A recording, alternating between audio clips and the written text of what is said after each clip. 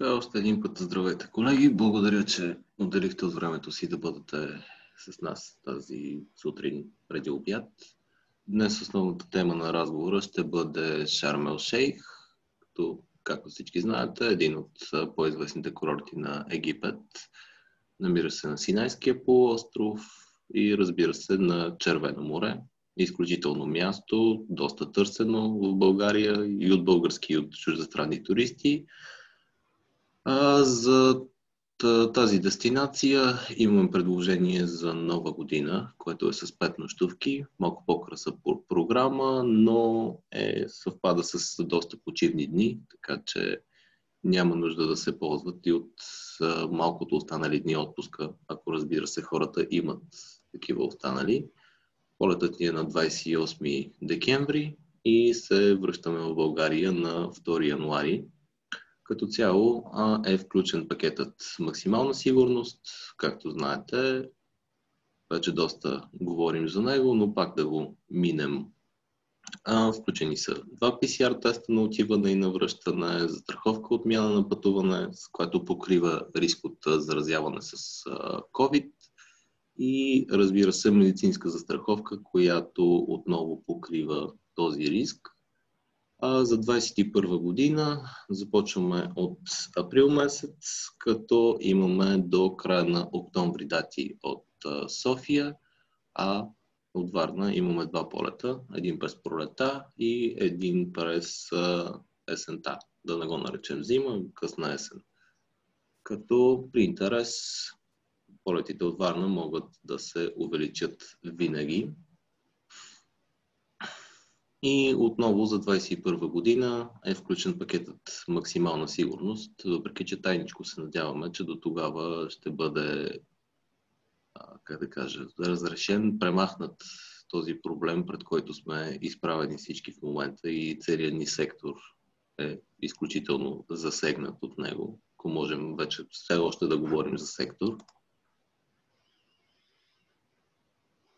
Така, аз, освен ако нямате някакви въпроси по самите програми, за 21 са с 7 нощувки, класическия ни вариант, така че давам думата на Петя да започне с представянето на самия курорт Шарм ел Шейх, на неговите зони, с какво е известен, след това хотелите и накрая няколко думи накратко за екскурзиите. Още веднъж да кажа, че тази презентация се записва и ще бъде качена в нашия YouTube канал. Линк след малко ще пуснем. Така че, заповядай, Петя. Здравейте, колеги! Аз съм Петя Борисова и за много от вас съм глас зад телефона, най-после се визуализирам. Днес ще ви разкажа за Шарм ел Шейх. Много ми се искаше по това време да правим резервации, да нямаме време да правим презентации, но такава е ситуацията. Както е казал един умен италианец, неизвестен за сега, когато живота ти поднесе лимон, направи си лимончело. Та да започнем да си правим лимончело накратко. Сега ще ви разкажа за курорта Шарм ел Шейх. Само минутка да споделя екрана. Мисля, че вече всички трябва да виждат споделения екран. Курорта Шарм ел Шейх.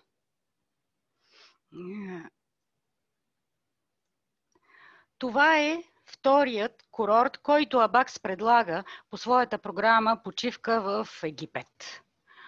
В продължение на доста време Шарм ел Шейх остана малко в сянката на Хургада. Това, разбира се, не е случайно. Дължи се най-вече на факта, че българина обикновено, когато тръгне да пътува, иска наведнъж да види всичко.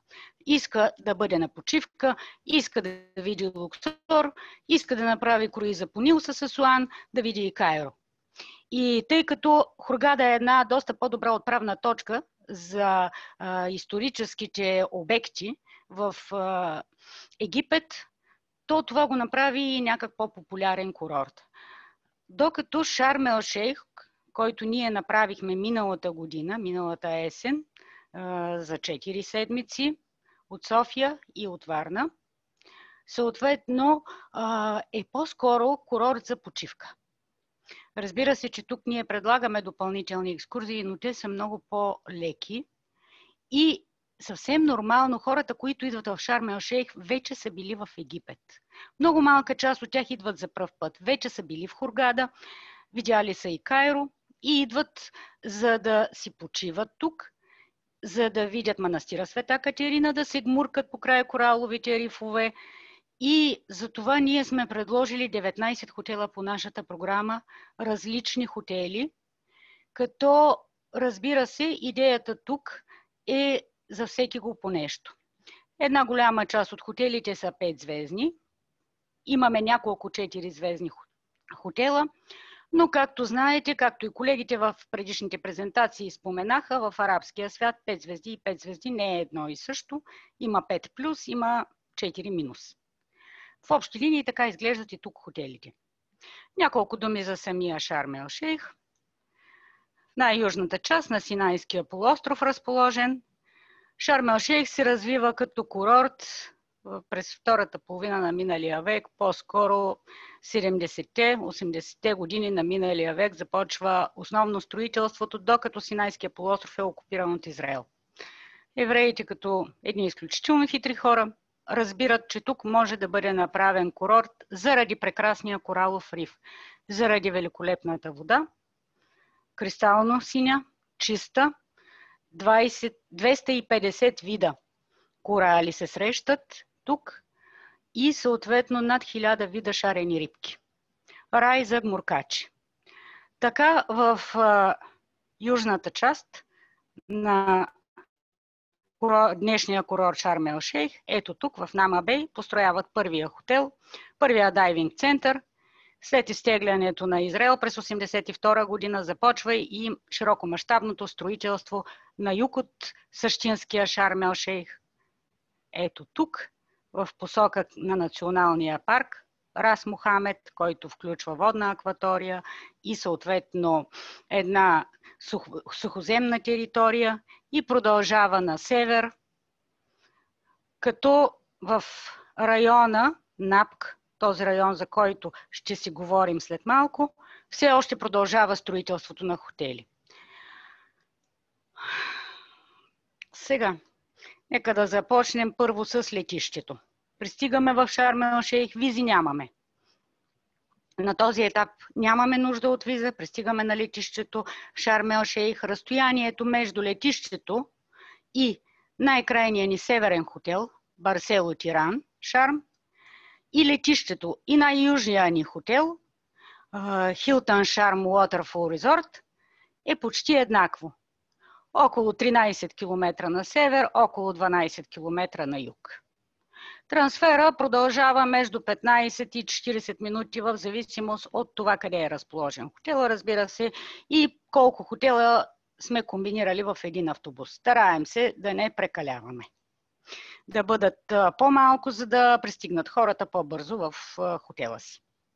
Започвам с най-северния хотел. Ще се движим от севера на юг, разглеждайки хотелите. Започвам с най-северния хотел. Това е Барсело Тиран. Виждате го тук, аз ще доближавам картата. Барсело Тиран. Така изглежда този хотел. Хотела се води по нашата категоризация. Слагам и снимки, за да добиете представа за хотела. По нашата вътрешна категоризация на ABAX, Лукс, което означава, че това са истински 5 звезди. Това е съвсем нормално. Част от веригата село. Барсело Тиран разполага с огромен плаж. Най-големия му плюс е огромния плаж. Повече от километър. Тук имаме риф, имаме пясъчен плаж, имаме риф и доста бързо става дълбоко. Хотелът разполага с 4 басейна, като има един отопляем басейн, има детска секция, съответно има 3 ресторанта, от които един основен ресторант, 2 алакарт ресторанта. Стаите са изключително добре, луксозно мебелирани. Настанявали сме вече в този хотел туристи, много доволни от анимацията. Сега, разбира се, по време на COVID анимацията не е така активна, но се надяваме нещата да се оправят за следващата година и анимацията да бъде това, което беше анимацията изобщо във всички курорти. Накратко, това е за Барсело, Тиран, Шарм ел Шейх. Откъде идва името Тиран? Ще изтегля малко картата. Още малко. Тук, срещу цялата тази ивица, брегова ивица, се намира остров Тиран. Оттам е и това име. Остров Тиран е територия на Саудитска Арабия. Много често туристите ме питат дали могат да го посетят с гмуркане, с лодки. Не може. Забранено е, може да се премине покрай него, покрай рифа, но не можем да посетим остров Тиран. Но там пък идват много имена, както и това на хотела Барсело Тиран. Тук имаме една много дълга улица. Тя се нарича Ес-Салам и в буквален превод, ето тук ще ви я покажа, и в буквален превод означава улицата на мира. Тя води от летището до най-северната точка и почти до най-южната точка. Една дълга улица свързва целия курорт Шарм ел Шейх, буквално. На тази дълга улица в най-северната част са разположени голяма част от нашите хотели. Този район се нарича НАБК. НАБК. По този начин с Q се изписва на латиница. Това е района НАБК и изключително оживена зона. Тук са разположени основна част от нашите хотели. Преди да продължа със следващия хотел, искам само съвсем накратко да обясня как изглеждат почти всички хотели, които предлагаме. Значи имаме главна улица, на която са разположени, портал, през който се преминава с автобуса. Това е зоната за сигурност. Мерките за сигурност са железни. Тук туристите абсолютно няма от какво да се притесняват. Достига се до основната сграда или до пръснати малки сгради. В вътрешната част между основна сграда или между малките сгради са разположени съответно басейните на хотела, градините, пулбар. След това идва плажа. Така изглеждат почти всички хотели с малки изключения. Малките изключения, вие ще ги видите.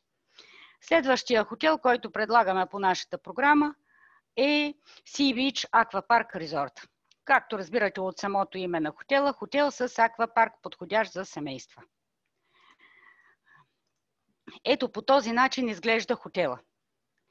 Неговия плаж е доста по-малък, само 250 метра, пясъчен е. Тук какъв е големия плюс за семействата с деца? Виждате ли този целият дълъг мост? Това е разстоянието, за да стигнете в дълбоката част на морето. Тоест тук имаме една много плитка част, изключително подходяща за деца. Понякога стига до глезените 200-300 до 400 метра. Този хотел има такава плитка част, затова и тук са преценили да построят аквапарк с 4 басейна, детска секция. Тук виждаме само един от басейните. Ето го аквапарка долу с парзалките. Стаите са семпло мебелирани. Категорично. Значи, когато говорим за Египет, повечето стаи са големи, просторни. Въпросът опира до мебелировката. Тук е семпло мебелиран хотела и въпреки, че е 4 звезди, той се радва на един отличен рейтинг в Booking 8,5. Тоест, харесва се от хората този хотел. Разполага с един отопляем басейн. Тук в Шарм ел Шейх почти на всеки хотел ще го споменавам, че има поне по един отопляем басейн. Някъде всички външни басейни зимата са отопляеми. Продължим тази улица, вече се движим на юг. Стигаме до хотел Regency Plaza Aquapark and Spa. Ето това е хотела. Тук за този хотел можем да повторим за морето абсолютно същото, което казахме и за хотел Sea Beach Аквапарк. Плитко, около 300 метра море, след това започва изведнъж да става дълбоко с наближаването на рифа, защото рифа е разположен по цялото крайбрежие. Въпросът е колко отдалечен е от брега. В случая е сравнително отдалечен от брега. Този хотел има доста по-малък аквапарк, въпреки че така се нарича. Аквапарка се намира преди основната сграда на хотела. Ето вижте тук са къщичките. Имаме една основна сграда, след това имаме разпръснати къщички в една градина. Преди да достигнем до основната сграда, до рецепция аквапарка, той е сравнително малък. Действително, сравнително малък е аквапарка. За сметка на това хотела има 6 басейна, 3 алакарт ресторанта. Нека да върна картата още веднъж. Ето тук плажна ивица. Тя е също около 300 метра грубо. Достатъчно място за всички на плажа, на басейна. Чадъри, шезлонги за всички хотели, го казвам от сега. Безплатни. Кърпите срещу едно талонче без депозит. Поглеждаме малко по-нагоре. Тук идва оживената част на тази улица Ал-Салам, на която се намират хотелите. Тук започват вече зоните с магазини, един открит базар, кафенета, мини супермаркет. Така че след като преминем Sea Beach Аквапарк и Regency, продължавайки по улицата, вече достигаме до тази по-оживената зона и до един от изключително добрите хотели, които предлагаме по тази програма. А именно, това е хотел Coral Sea Water World. Ето тук се намира този хотел. Сега ще продължа и с снимков материал. Самото име подсказва хотел е изключително подходящ за деца и за любители на водните атракциони. Аквапарк, парзалки. Хотела е 5 звезди, истински 5 звезди, извинявайте, 4 звезди. 4 звезди, но реално той си е истински 5 звезди.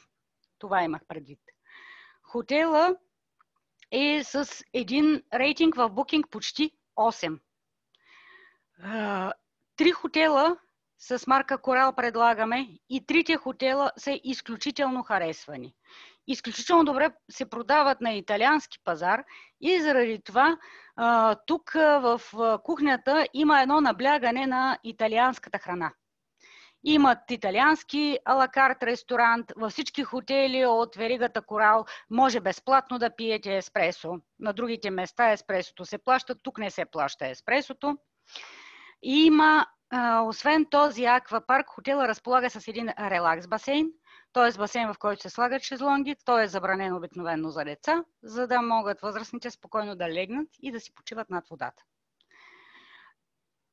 Басейните са отопляеми. Откритите басейни за възрастни са отопляеми. Големите басейни ги отопляват. Обикновено малките детските басейни не са отопляеми през зимата и затова обикновено децата са малко по-големи, които пътуват по това време и ползват тези отопляемите басейни за възрастни.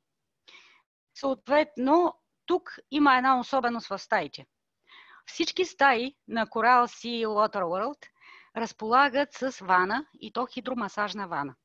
Най-вероятно, затова и хората са оценили този 4-звезден хотел като истински 5-звезден хотел. Преминаваме към следващия хотел, който разделя двата хотела от веригата Корал, а именно това е хотел Aurora Oriental Resort. Така, в този хотел аз живях 2 седмици и хотел Аурора аз бих оценила като икономичен вариант. Хотелът е интересно направен. Виждате тук една стая от този хотел. Това са реновираните стаи. Ако успеят за новия сезон да реновират всички стаи, категорично рейтинга на хотела ще се промени навсякъде и мнението на туристите също. Защото тук има реновирани и нереновирани стаи. И хората, които попадат в реновираните стаи, са наистина щастливи. Виждате, стаята е чиста, голяма, просторна, с тераса, която гледа към басейна и към морето, с шезлонги, но не по този начин изглеждат нереновираните им стаи. Иначе хотела разполага с 2 басейна големи, с детска секция, с пулбарове. Има нещо много интересно. Ето тук на най-долната снимка, ако виждате, добре. Това е основният ресторант на хотела. И ето тук имаме част от басейна, който влиза буквално в ресторанта. Закрита част на басейна имаме. Тя обикновено в топлите месеци не се ползва. Хората не я ползват, използват външните басейни. Имаме плаж, около 400 метра плитка част, подходящ за семейства с деца. Съответно, има един алакарт ресторант. Тераса би трябвало да е италиански, само че не винаги е отворен, затова и не смеем много да го предлагаме като реално съществуващ алакарт ресторант. Като близост до оживената част на курорта, много, много добро разположение на хотела. Имаме тук един мол, имаме малки магазинчета, аптека, малко по-нагоре по тази уличка тук, където показвам, нека да изтегля хотела. Ето тук има един открит базар за сувенири, билки и какво ли още не. А между Аурора Ориентал и следващия ни хотел по програмата, това е хотел Корал Си Холидей Резорт, се намира Хард Рок кафе. Вечер, по принцип, при нормални условия вечер работи като дискотека с една предварителна резервация. Вътре се продава вносен алкохол, истински алкохол, доста скъп. Музиката типична за Хард Рок кафе. Да се върнем обратно в родната Европа или Америка. В общи линии ориенталска музика тук няма. Наистина не чухме ориенталска музика. Бяхме и видяхме тази атракция, така да се каже, на Шарм ел Шейх. Следващия хотел по програмата е отново от веригата Корал. И това е хотел Корал Sea Beach, Sea Holiday Resort. Прощавайте, Корал Sea Holiday Resort. Така. Ето тук се намира. Момент. Ето една панорамна снимка на хотела. Ниски части, пръснати къщички, една по-малка основна сграда.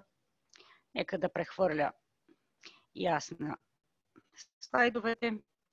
Ето, по този начин изглежда хотела. Този хотел има вътрешен басейн. Вътрешният басейн е част от All Inclusive, не е срещу доплащане. Работи целогодишно, използва се главно през зимния сезон. За морето отново почти същото. Казвам, 200 до 300 метра плитко, след което започва по-дълбоката част. Има парзалки, не бих го нарекла вече някакъв голям аквапарк, не е като този на Coral Water World. Този хотел е 5 звезди, отново с един изключително добър рейтинг в Booking 8,3. Това показва, че ние съвсем правилно сме го оценили като лукс. Стаите са просторни, реновирани са. Той като цяло хотела изглежда много добре. И туристите, които сме настанявали тук, бяха много доволни от хотела, нямаше забележка, защото имахме една доста голяма група настанена в този хотел без забележка по отношение на качеството, което се предлага. И сега постепенно вече отиваме към черешката на тортата. А именно двата хотела от веригата Риксос. Двата хотела от веригата Риксос са хотели, ето тук е Риксос Премиум Seagate, а Риксос Seagate Charm е ето тук. Те буквално делят една територия. Тези два хотела вече са истински уникален лукс. Сега ще ви покажа първо Rixos Premium Seagate. И двата, разбира се, са 5 звезди. Това е всъщност фасадата, фонтана пред рецепция, аквапарка, изключително качествена храна. Така, някои от колегите, които бяха на инфотура, казаха, че тук има малко вкаран кич, но въпреки това, качеството, което предлагат и двата хотела от веригата Rixos, са наистина на едно много високо ниво. Хотелите и двата са с оценка над 9 в Booking, което наистина показва, че ако туристите търсят нещо луксозно, спокойно можете да предлагате и двата хотела от веригата Rixos. Това е Premium Seagate. Сега ще ви покажа и втория. Rixos Sharm El Sheikh. Отново същия лукс. И двата хотела предлагат изключително широка гама услуги. 7 алакарт ресторанта в единия, в другия са 6 алакарт ресторанта. Между 7 и 11 басейна предлагат тези хотели.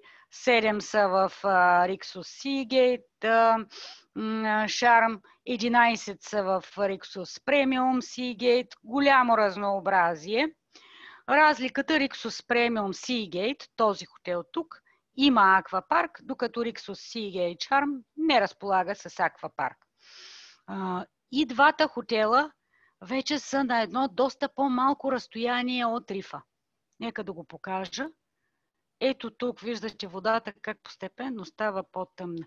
Тук вече ги нямаме тези 200-300 метра, доста по-малко е плитката част и доста по-бързо става по-дълбоко, което пък е перфектно за гмуркачите. След Rixos отново ще разгледаме един сравнително семпъл хотел. Това е Amway Oyon Resort and Spa. Ето тук се намира хотел. Ние продължаваме да си се движим по същата улица. Виждате, че го Rixos остава тук. Тук продължаваме с следващия хотел. Сега ще ви покажа и снимки на този хотел. Ето го. Amway Oyon Resort. Обикновен хотел, ниска основна сграда. Тук имаме съвсем малко разпръснати къщички. Основно настаняването е в главната сграда. Плаж имаме тук пясъчен, както и при другите хотели в НАПК. Като цяло, този хотел е сравнително по-близо до рифа, точно както и Риксосите, но си има и той плитка част. Има 5 ресторанта, от които един е основен ресторант, другите са алакарт ресторанти, веднъж седмично могат да се ползват срещу предварителна резервация. Съответно, детски басейн, един открит басейн за възрастни, който зимата е отопляем. Това е стандартен хотел, абсолютно добро съотношение качество-цена. Следващия хотел по нашата програма вече е от една верига, да ги наречем, силно казано верига, но ние ще предложим в Sharm El Sheikh 2 хотела за следващата година, а именно това е Паротел. Аз съм пристрастна към тези хотели заради изключително доброто качество, което предлагат, заради изключително семплия лукс. Сега нека да ви покажа снимките. Това е Паротел Beach Resort стандарт. Го водим, но за мен то е повече от стандартни 5 звезди. Това е входа на хотела, следва градината, която е прекрасна с цветя, с палми, вътрешен закрит басейн. вътрешен закрит басейн, който се води част от спа центъра. Обикновено, когато вътрешния закрит басейн се води част от спа центъра, то е само за възрастни. В този случай басейна е само за възрастни. Светли стаи, гледат към басейна, гледат към морето. Този паротел няма аквапарк. Това е паротел, който е разположен, паротел Beach Resort. Нека ви го покажа тук. Ето, погледнете. Паротел, който е разположен непосредствено на плажа. Тук вече рифа е много по-близо. За любителите на гмуркането перфектно място. Клиентите редовно питат дали могат да ползват аквапарка на паротел Аквапарк Резорт. Могат срещу $10 беше за децата до 12 години, $10 за възрастните, до 5 години деца не заплащат. Това е на ден. Съответно, къде се намира втория паротел, който е 4 звезди, най-вече заради местоположението си. Той се намира отвъд улицата. Тук имаме главната улица, това, което ви показах, която ни води от летището. Тук е паротел Beach Resort. От другата страна на улицата е паротел Аквапарк. Сега ще ви покажа и какво представлява паротел Аквапарк. Ето това е паротел Аквапарк. Рай за любителите на водни атракции. 25 парзалки. 25 различни парзалки. Басейни, колкото се сечете, те даже нямат изброяване, басейните. През зимата разполага с отопляеми басейни, външни говорим, светли просторни стаи. Единственият, ако можем да го наречем, минус на този хотел е, че за да стигнете до плажа, ето този плаж, който е показан на тази снимка, трябва да пресечете главната улица. Ето тук, главната улица, да преминете през тази част на паротел Beach Resort, за да стигнете ето тук до плажа. Тоест, той е, да кажем, на около 300-400 метра от плажа. Това е най-вероятно причината да го считат за 4-звезден хотел и да го категоризират местните като 4-звезден хотел. Рейтинга му в Booking е равен на паротел Beach Resort. Като качество не отстъпва по никакъв начин. Има такива невероятни атракциони, като Таласо басейн, освен 25 парзалки, има бавната река, има и вътрешен басейн, част от спа центъра. Включен е в цената. Следващия хотел по програмата е хотел Чармилиан. Чармилиан представлява, с него почти завършваме този район Напк. Ето тук сега ще ви го покажа. Вече виждате, то е на завоя. Съвсем скоро ще преминем кръстовището и ще влезем в следващата част на Шарм ел Шейх. В следващата зона, в която са разположени нашите хотели. Чармилиан има няколко части. Sea Garden, Чармилиан клуб и съответно Sea Life Resort. Ние предлагаме само Чармилиан Sea Life Resort. Има разлика в услугите, има разлика в това, което се ползва като All Inclusive. Затова изрично искам да спомена, че ние предлагаме само Чармилиан Sea Life Resort. Сега ще ви покажа и снимки. Този хотел е построен в типично арабски стил. Виждате червените ниски сгради, виждате ресторанта, виждате обзавеждането в фоето и в стаите. Тук се следва ориенталския стил. 4-звезден хотела, водим го стандарт, но този хотел е, как да кажа, един от поредните хотели с много висок рейтинг в Booking, наближава 9. Наближава 9. Доста по-близо до рифа. Ето тук на тази снимка, извинявайте, че я разбутах, на тази снимка долу виждате, че тук имаме някакви си 100 метра плитка част, след което вече започва рифа. Чудесен за гмуркане, Съответно, има спа център, има един арабски ресторант, има един азиатски ресторант и основния ресторант, който е на бюфет, както навсякъде другаде. Това е хотел Charmeleon Sea Life Resort. Сега вече бавно и полека навлизаме в зоната на така наречените рифови хотели. Т.е. хотели, които са много близко до кораловите рифове. И ето и един от тези хотели. Нека да доближа само. Coral Sea Sensatori Resort. Може би това след Риксосите е най-луксозният предлаган от нас хотел. Сенсатори. Огромна територия, виждате. Пръснати малки сгради. Сега ще ви покажа и снимка на този хотел. Ето по този начин изглежда. Тук виждате, че лукса си е стандарт.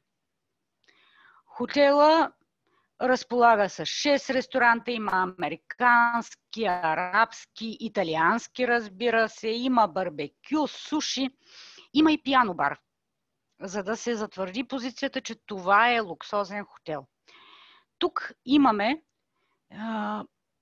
вътрешен басейн, който е срещу доплащане. Това е много важно да го спомена. Освен външните басейни, които виждате тук с детски секции, съответно имаме и вътрешен басейн. Вътрешния басейн е срещу доплащане. Този хотел е много близо до кораловия риф. Нека да го покажа тук. Е плажната му ивица отпред и съответно кораловия риф е много по-близко, отколкото бяха хотелите в Напк.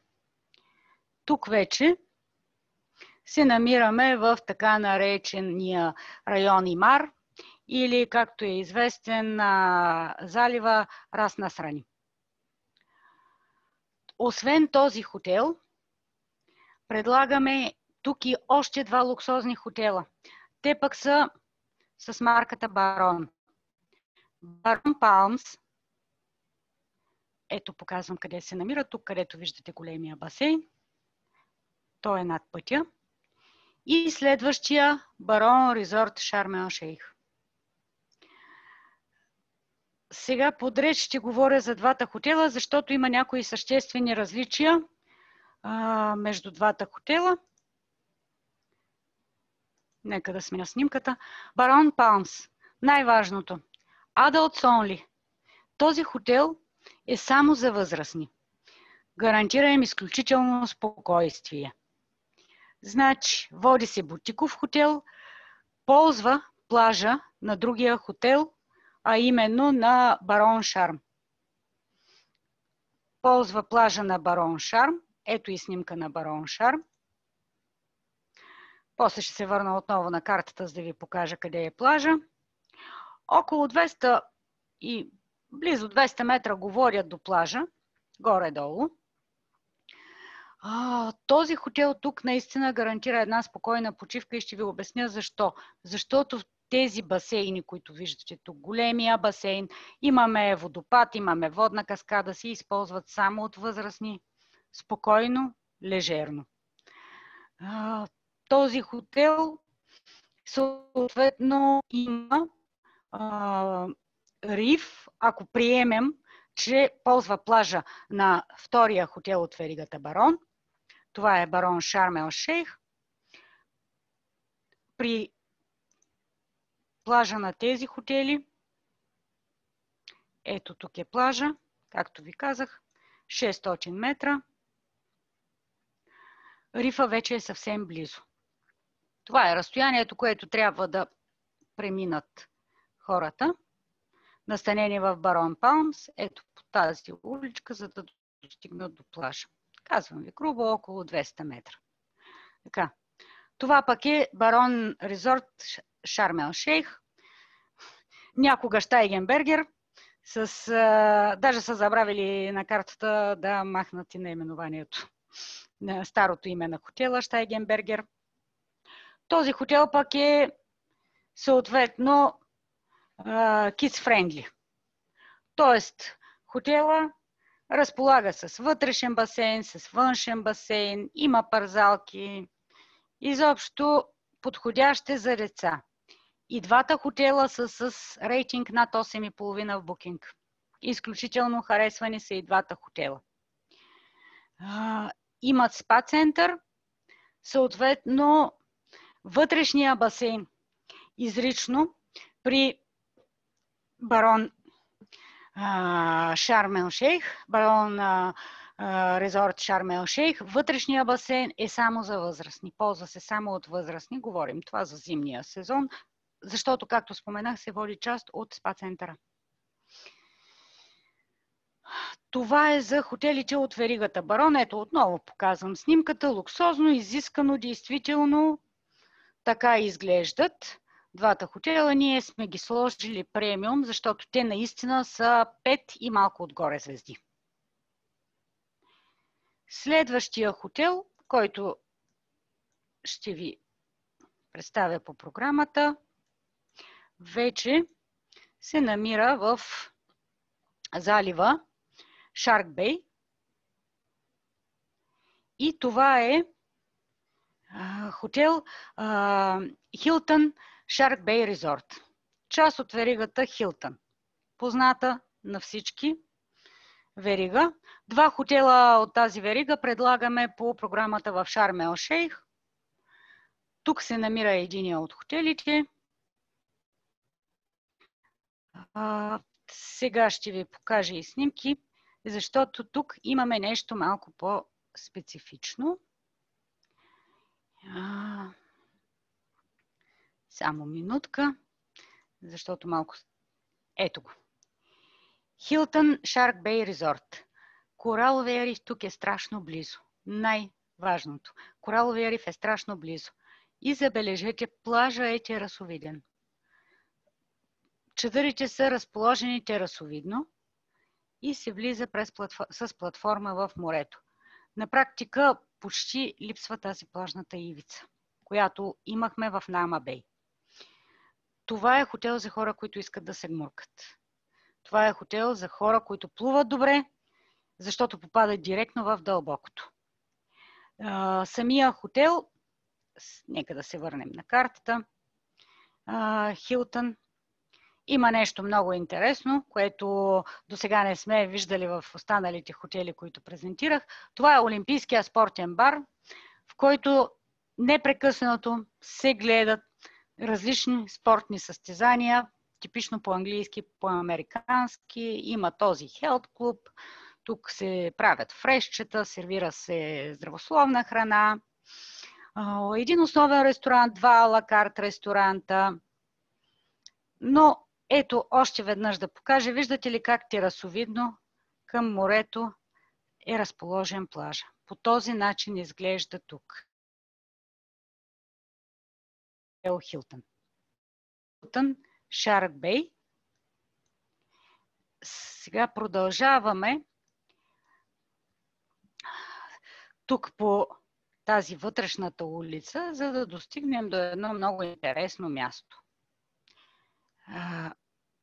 Любимо място на туристите в Шарм ел Шейх. Това е лъскавия базар Сохо. Той е на около километър и 700-800 метра от този хотел. Горе-долу пешеходно би могло да се направи. Тук има една голяма главна улица. Разбира се, може да се направи и с такси. Аз малко по-късно ще говоря и за транспорта, как да се придвижваме. Сохо. Така, извинявам се, само да се върнем на картата и съответно да ви покажа горе-долу какво представлява Сохо. Ето това е нощния живот на Сохо. Денем тук сервират обяд, сервират кафе, директно в басейните, на лодки или на платформи. Вечер имаме пеещи фонтани, много магазини, една дълга улица с ту изкуствени, ту естествени палми, с покрит базар, ледена парзалка, ето това е ледената парзалка. разни статуи на животинки, бременските музиканти, истинско удоволствие, като свърши целият този ужас. Да седнете срещу пеещия фонтан, една популярна мелодия, една арабска, на всеки кръгъл част от 8 часа нататък. Това е Сохо. Любимо място на туристите, както споменах. И е близо до Hilton Shark Bay Resort. За другите има различни видове транспорт. Към момента предполагам, основния, който ще се ползва след пандемията, ще бъдат такситата. Извън нашия туристически транспорт, разбира се. Съответно, ние продължаваме към все по-на юг и по-на юг по нашата програма с хотелите. Само минутка да превъртя малко. Така. И стигаме до следващия хотел, който вече излизайки от района на Сохо,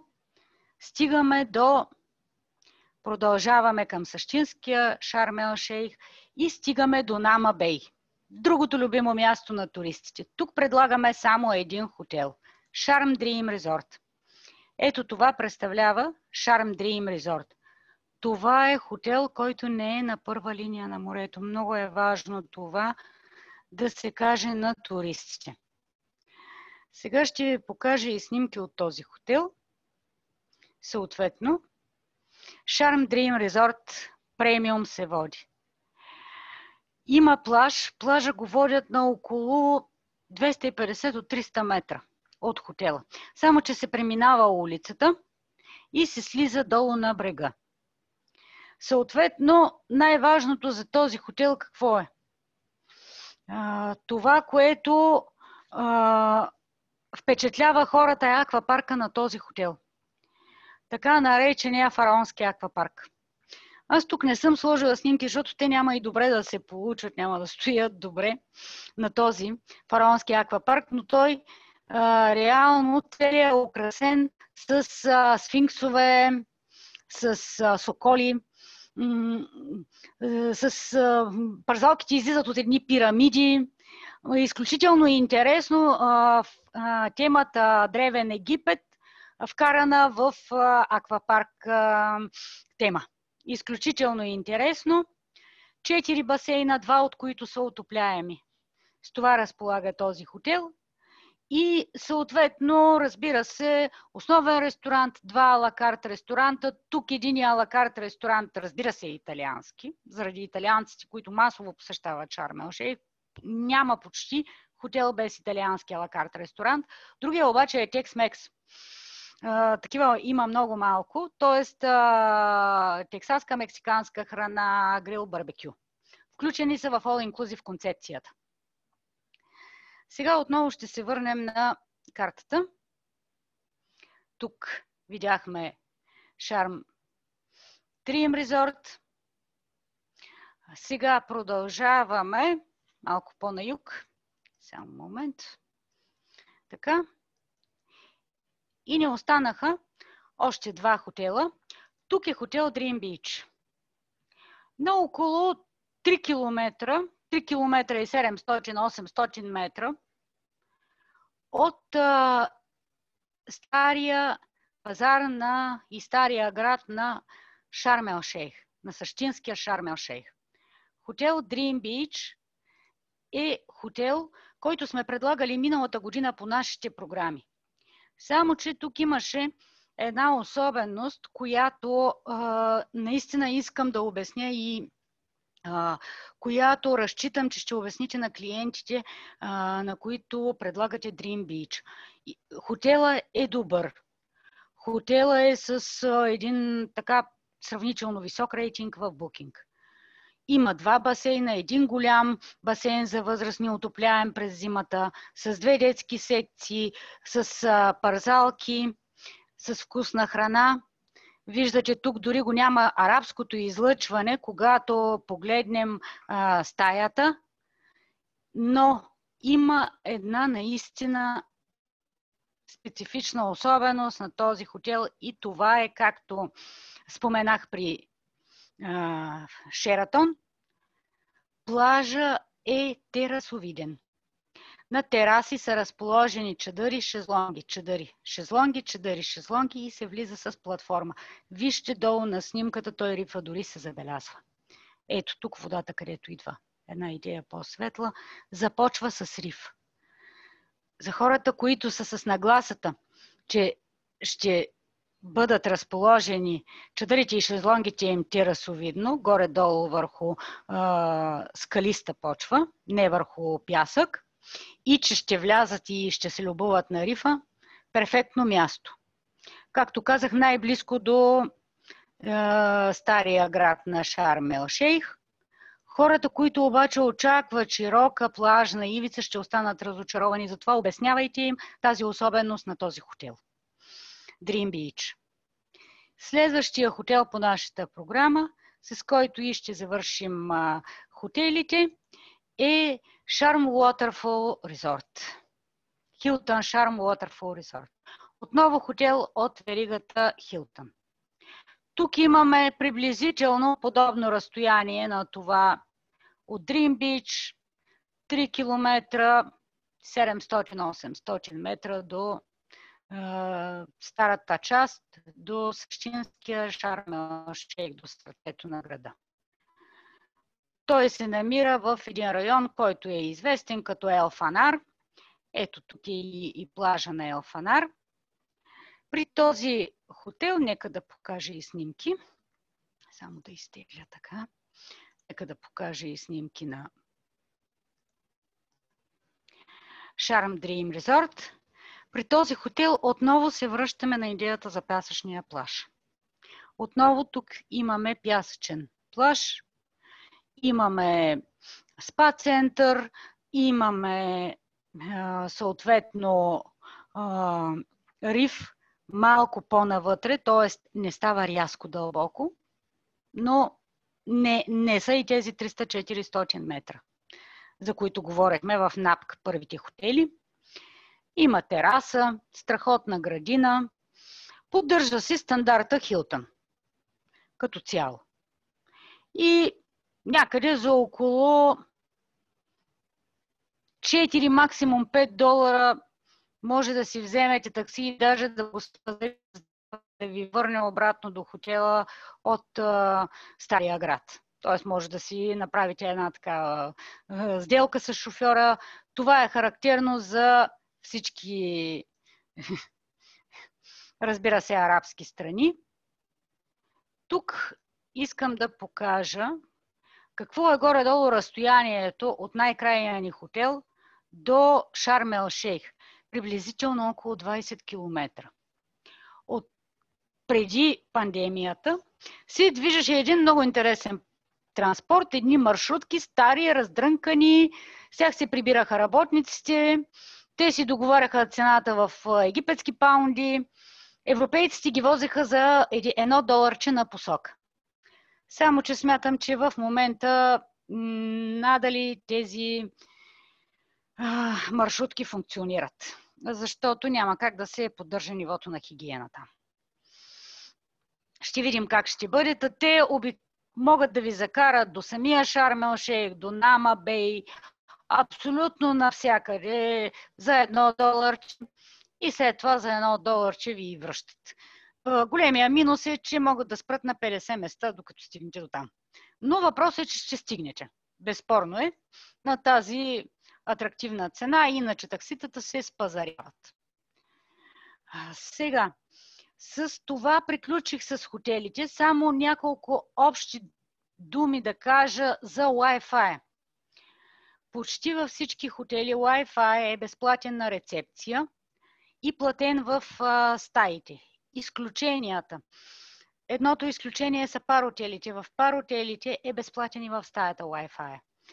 Вече качеството му зависи от това колко хора се включват едновременно, знаете. Това е нормално. Освен това, безплатен Wi-Fi до някакъв лимит по-скоро имаме и в хотелите Корал.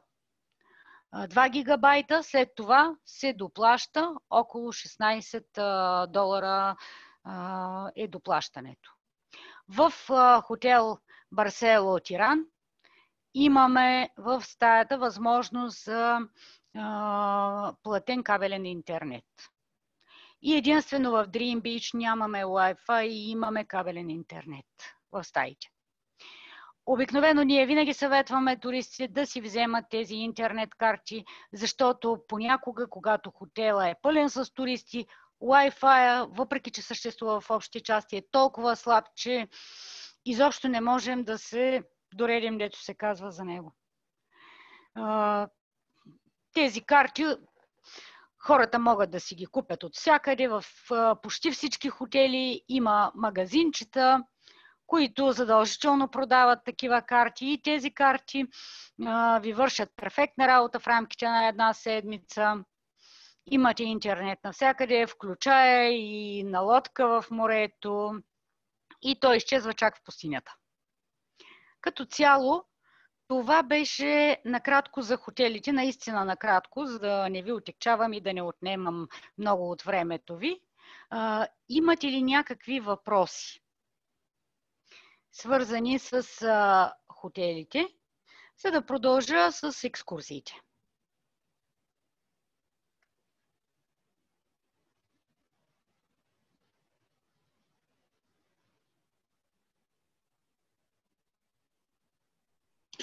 Както гледам, няма някакви въпроси към момента. Няма някакви въпроси. Ако излезе Добре. нещо по хотелите, ако в последствие излезе нещо като необходима информация за хотелите, ние сме на разположение, на телефона сме, на мейла сме, така че няма проблем, отговаряме на всички въпроси. Още нещо. Навсякъде към момента сме качили на сайта само стандартни стаи. Разбира се, че всички тези хотели разполагат с много и различни помещения. Особено луксозните имат апартаменти, имат фамилни стаи, имат, например, в Корал Сенсатори има едни специални стаи, които са с собствени мини басейни отпред, но всичко това може да стане само с питане към партньора, дали в момента разполагат с такива стаи, дали могат да ни ги дадат за този период, и съответно можете да получите цена. Така че всяко едно запитване от клиент го препращате към нас, ние ви даваме информация за цената и за възможността в този период да се запише тази стая, апартамент и така нататък. Сега, след като приключихме с хотелите, да разкажем малко за самите екскурзии. Тук имаме две, така да се каже, познавателни екскурзии, плюс една екскурзия до Кайро. Както споменах, тук идват основно хора, които вече са били в Египет. Има интерес към Кайро, разбира се. Хората, които идват за първи път или пък искат да го повторят, могат да го направят с две наши екскурзии. Едната екскурзия е самолетна. Тръгва се рано сутринта, след обяд връщат се късно вечерта. Денят е предостатъчен в Кайро, за да се разгледат не само пирамидите, не само Египетския музей, но и част от ислямското Кайро. Говорим за крепостта на Саладин и за джамията, която се намира вътре в крепостта, а именно това е джамията Мохамед Али.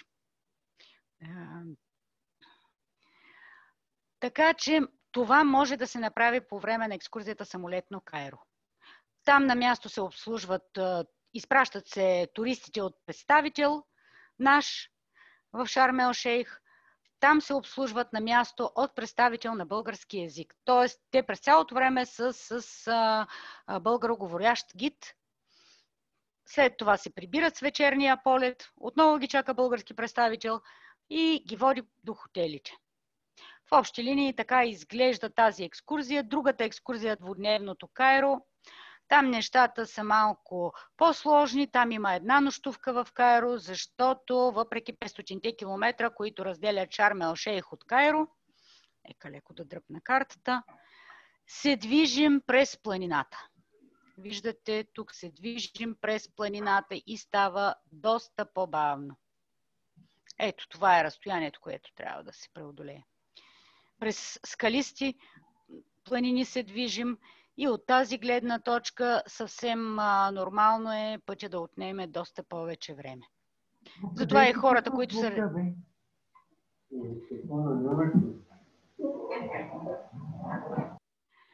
Хората, които са решили да посетят Кайро, го правят обикновено с самолет.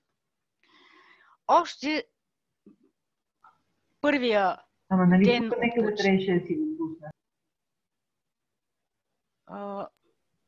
Нещо не разбрах.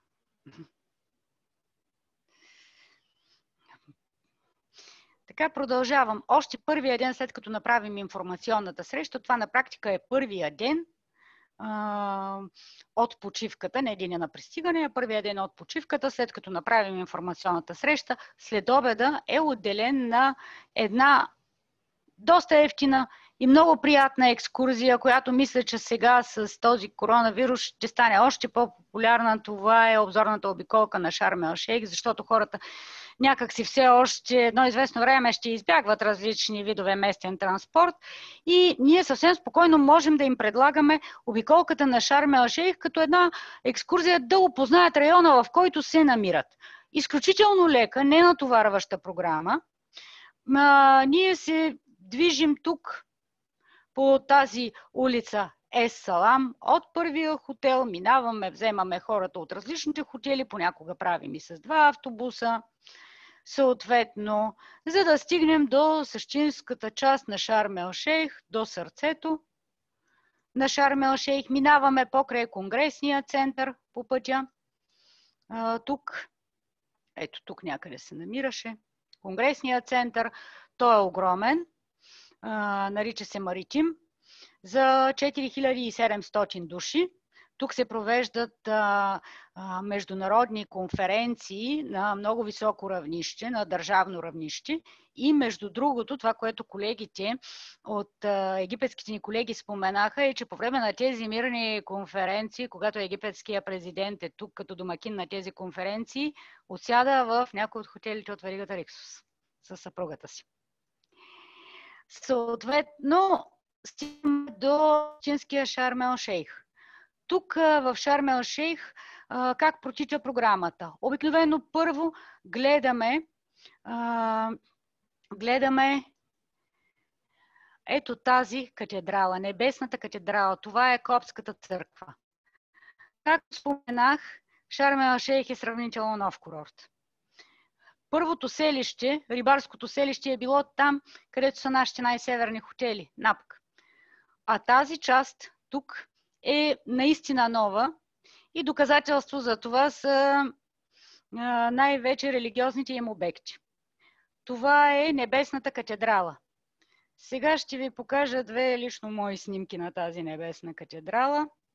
Отвън и отвътре. Ето така изглежда вечер тя. С 2 камбанарии, правоъгълна форма. Ето това е рисувания таван от 2010 година. Наистина ново. Следващият обект, който гледаме след Небесната катедрала, пък е джамията Ел Сааба. Тя е завършена, даже малко по-късно започва строителството и през 2011 година. Малко след това е завършена. Типичният османски стил, изключително красива и отвътре и отвън. Вечер свети, тъй като ние съвсем умишлено я правим тази обиколка късна, за да видим как изглежда Шарм ел Шейх през нощта. Арабските градове са много по-интересни, по-красиви през нощта, с всичките светлини. Всичко се осветява тук през нощта. Прекрасно е. Какво обаче трябва да знаят туристите на всяка цена, когато посещават тези 2 обекта? Ето, тук ще ви покажа къде, защото ние тук сме съвсем близко до Стария пазар. Ето, тук е джамията Сааба. Ето, тук вече е Стария пазар, доколкото е възможно да бъде наречен стар, на Шарм ел Шейх. Нещо много интересно, свързано с облеклото. За коптската църква. Типичното облекло за християнска църква. Покрити колене, покрити рамене. За джамията. Специално жените. Ръцете трябва да бъдат покрити до китката, краката до глезена. Главата покрита. Лицето, когато не сте мюсюлманка, може да остане открито. За мъжете дълъг панталон, за ръцете не е абсолютно задължително да бъдат покрити. Преди на двете места даваха дрехи. Хората си правяха страхотни снимки, много се забавляваха. Мисля, че сега това няма да бъде възможно. Пак от чисто хигиенна гледна точка, да се ползват от много хора тези дрехи. И по тази причина хората, които искат да влязат в църквата и в джамията, трябва да бъдат подходящо облечени. Съответно. След като приключим с разглеждането на джамията отвън, който желая влиза вътре, който не, се отправя към Стария пазар. Даваме свободно време. Ето тук е Стария пазар. Виждате го. Така. Тук и тук. Час и половина, в зависимост от нагласата на хората. Оставаме тук обикновено час. Тъй като закъснеят 5-10 минутки, става час и 15-20 минутки. Тук стигнем до автобуса, който е на паркинга. Ето тук, зад джамията. Става час и половина. Пътем правим една презентация на билки, парфюми, типично за арабския свят. И се отправяме към Нама Бей. Аз вече ви я показах, Нама Бей. Ето тук.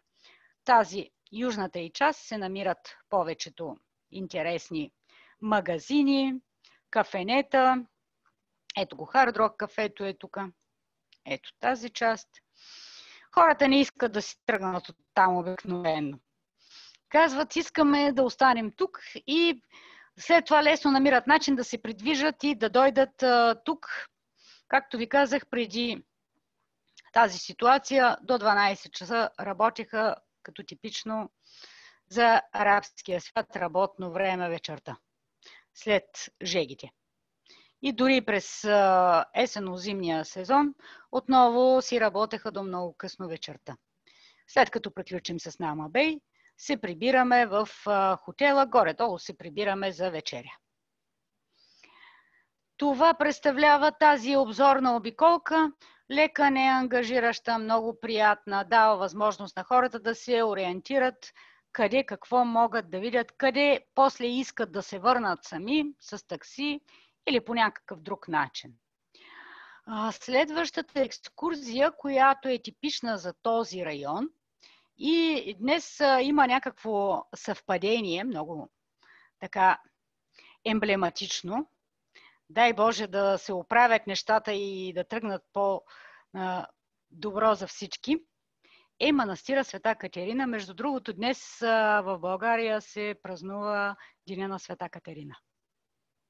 Така че не видях колко човека са влезе, но ако има някоя Катя, ви пожелавам да е жива и здрава. Манастира Света Катерина се намира ето тук. Дълбоко в сърцето на Синайските планини.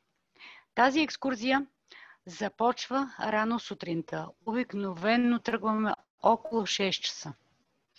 По принцип, нашите партньори от Травко, с които работим, доста често искат по-ранни часове. Не е необходимо да се тръгва по-рано. Ние настояваме за едно тръгване в 6 часа, защото съвсем нормално се вместваме във времето. Нека само да ви покажа и една панорамна снимка на Света Катерина. Това е лично моя снимка от така наречената панорамна скалиста тераса, на която всички туристи, за да направят ето тази снимка на манастира. От високо. Тръгвайки от хотелите, ние се движим тук, по крайбрежието в общи линии. Преди Дааб се разделя пътя и се отправяме към манастира Света Катерина. Около 3 часа отнема пътя. Приблизително 3 часа отнема пътя до Света Катерина. Това обикновено винаги го казваме на информационните срещи, за да знаят хората колко горе-долу ще пътуват на отиване и на връщане, разбира се. Какво представлява самия манастир? Изключително интересен. въпреки че на нас ни е разрешено да видим една много малка част от този манастир.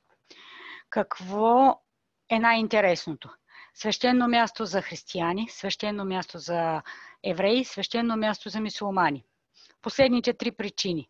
За християните е свещено място заради мощите на света Катерина, които се пазят в църквата. Когато има много православни християни в църквата на манастира, той е гръцки православен манастир. Когато има много православни християни, обикновено около 11-11,5 вадят мощите на света Катерина. Главата, т.е. черепа и едната й ръка с пръстена, по който са я разпознали. Тя е светица, живяла в края на 3 век в Александрия. Мощите й са донесени от един монах, получил съновидение тук в манастира и до ден днешен се пазят и се изнасят от време на време. Това е по решение на монасите от манастира. Съответно, всеки, който се поклони на мощите, трябва да бъде само единствено православен християнин. Не допускат католици и съответно протестанти. Всеки, който се поклони на мощите, получава пръстена на света Катерина. Второто много интересно нещо, което може да се види тук. Това са 2 места, свързани с Стария завет, затова казах и за евреите. Планината, която виждаме над манастира тук горе, ето тук, нека да отворя моята снимка, че се вижда по-хубаво, се нарича Джебел Муса или връх Муса. Муса е арабския вариант на Моисей. Тук се намира така наречения неизгарящ храст или негорящия храст, който проговорил на Моисей да му каже да изведе от Египет. Тук се намира кладенеца, до който той среща своята съпруга Сефора. А над манастира се издига Синайската планина, където Моисей се качва, за да получи скрижалите, или това са 10 Божи заповеди. Заради това място е почитано и от евреи. И третата причина да бъде почитано от мюсюлманите, вътре има минаре. Абсолютно нетипично за манастир. Това минаре, според легендата, е построено по поръчка на самия Мохамед, който е бил приютен от монасите в манастира по време на буря в планината, пясъчна. И съответно той поръчва да бъде построено това минаре и то да пази манастира от набезите на нехристияните. По този начин манастира се превръща в най-стария в света непрекъснато действащ манастир. Още нещо има тук, до което ние абсолютно нямаме достъп. Невероятната библиотека на манастира. Тя е с много специално разрешение, качена е на интернет платформи и който се интересува може да прочете, втората най-голяма след Ватиканската. Тук обаче ние можем да видим, освен църквата, където е абсолютно безплатно всичко, входа на манастира е включен в цената, ние тук можем да видим срещу $5 такса, можем да видим една феноменална експозиция от икони. Това е музея на иконите, той се намира на 2-я етаж на манастира. Изключително интересни икони, рисувани между 8 и 18 век. Наистина нещо, което си заслужава $5. Това, разбира се, е пожелание на туристите. Ако желаят, могат да влязат, ако не, могат да се разходят в манастира. Като наближи 12 часа, ни молят да напуснем сградата на манастира. Манастира реално представлява една крепост и този вход, който виждате ето тук долу, е отворен сега за туристи, иначе са се качвали на принципа на монасите в метеора. Буквално са ги изтегляли с кошница. Така манастира е бил наистина една непревземаема крепост, разположена в пустинята. След като приключим с разглеждането на манастира, се отправяме към, нека да покажа, ето това градче, Дахаб. То е много малко градче. Ето сега ще ви покажа. Наистина много малко градче. Дахаб се нарича. Тук имаме обяд на една тераса. Много приятно място. Предполагам, че колегите и тази година местните ще ни предложат обяд на същото място. Тераса с изглед към морето, към скалите. Това градче тук е втория на практика град, който виждаме на Синайския полуостров, изобщо след самия Шарм ел Шейх. Тук виждате ли тъмносинята част? Тук е истинския рай за професионалните гмуркачи. Тук е синята дупка, буквално една падина, да я наречем, която, ако я погледнете отгоре, се вижда като тъмносин цвят. Тук обикновено се гмуркат само сертифицирани гмуркачи, защото терена е много тежък. Има едни скални пещери под водата, през които преминават. Ние, разбира се, само информираме хората и вече ако има такива любители на силни усещания, защото тук няма изградена инфраструктура, няма база, всичко е много семпло. Обикновено тези професионалните гмуркачи са хора, любители на екстремните усещания и не им пречи да не спят в супер луксозни хотели, а в нещо доста по-обикновено. След това продължаваме и някъде за вечеря се прибираме отново в хотела. Като цяло това е така екскурзията, която предизвиква най-голям интерес от туристите, защото дори тези, които са били в Хургада, няма как да са виждали манастира Света Катерина. Другите екскурзии в общи линии повтарят екскурзиите от Хургада. Имаме гмуркане с 2 думи само, най-същественото за гмуркането. Около 30 минутки, грубо от хотелите пътя до пристанището, марината на Травком. Там се качваме на кораб. Гмуркането абсолютно по същия начин протича, както в Хургада, като тук има само една малка особеност. Тук на туристите им искат копия на паспорта. Тоест, хората, които се записват за Шарм ел Шейх, кажете им просто да си направят няколко копия на паспорта и когато им поискат, защото тук за гмуркането искат копия на паспорта. Да покажете копия на паспорта, попълвате си съответно документите, качваме се на лодката, по преценка вече на капитана спираме до един малък бял остров, който наричат Малдивите на Египет. Разбира се, така го наричат местните, с чисто бял пясък. Интересно място, понякога не спираме там, а просто минаваме по край малкия островчета, обикаляме рифовете, стандартно. Втората екскурзия, лодка с прозрачно дъно, абсолютно по същия начин, протича както и в Хургада, и в Шарм ел Шейх. Лодката е с панорамни прозорци. Когато достигне рифа, слиза се долу, гледат се рибките, голямо разнообразие, радват им се хората. Това е за хора най-вече, които не умеят да плуват, които не биха се гмуркали, които няма да правят шнорхелинг, но въпреки всичко искат да видят рифа. Следващата екскурзия е сафари в пустинята. Сафарито в пустинята, една идея се различава от това в Хургада, а именно по това, че тук имаме 2 пешеходни прехода. С джиповете ни вземат от хотела, минаваме през каньона, вече навлизаме ето тук. В тази посока се движим, вече навлизаме в скалистите планини на Синай. Минаваме през един каньон. Обикновено по залез слънце сме в каньона, обикновено сме извън джиповете, хората си правят невероятни снимки как държат слънцето и такива неща, докато залязва, много забавно. И яздим камили на морския бряг. Тук вечеря нямаме. Нямаме включена вечеря в цената и в програмата. Затова хората се прибират за вечеря. АТВ-тата са отделени като отделна екскурзия, така че ако хората желаят да карат АТВ-та, могат и това да запишат, но отново ги вземат с бушчета или джипове и ги водят до пустинята. там, където са базите на АТВ-тата.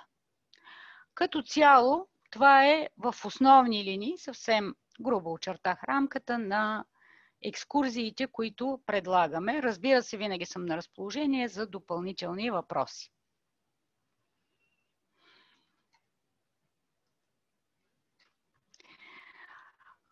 С това смятам, че приключих, изчерпих основните теми. Ако имате, колеги, въпроси, на разположение съм. Ами, както гледам, няма много. Всъщност нищо не се пише. Смятам, че аз погледнах, да, също не видях нещо. няма въпроси, така че ако Жоро не иска да каже нещо, смятам да приключваме за деня и до края на тази седмица ще обявим за къде ще бъде обучението за следващата седмица, което ще правим. Имаме няколко дестинации, за които мислим, че ще бъде интересно да се направят подобни презентации. Аз искам да ви благодаря за вниманието, за търпението, с което изслушахте цялата тази дълга презентация. Или не чак толкова дълга, разбира се. Със сигурност можеше да е още няколко часа по-дълга, тъй като не, много часове можеше да бъде. Но аз специално се надявам да можем да ви поканим на инфотур. Да можем на пролет или на есен да ви поканим на инфотур и всичко, за което ви разказах, да го видите на живо. Живот и здраве, да се възстанови малко сектора и до там ще стигнем. Дай Боже. Да. Още веднъж и от мен благодарности за посещението на това наше обучение. Още веднъж за хората, които са влезнали по-късно, ще го има цялото на нашия YouTube канал. И в Facebook групата ни ще бъде споделен линк към видеото, най-вероятно по-късно днес или утре. Така че благодарим ви и лек и успешен ден от мен и от Абакс като цяло. Така че довиждане. Добро, довиждане.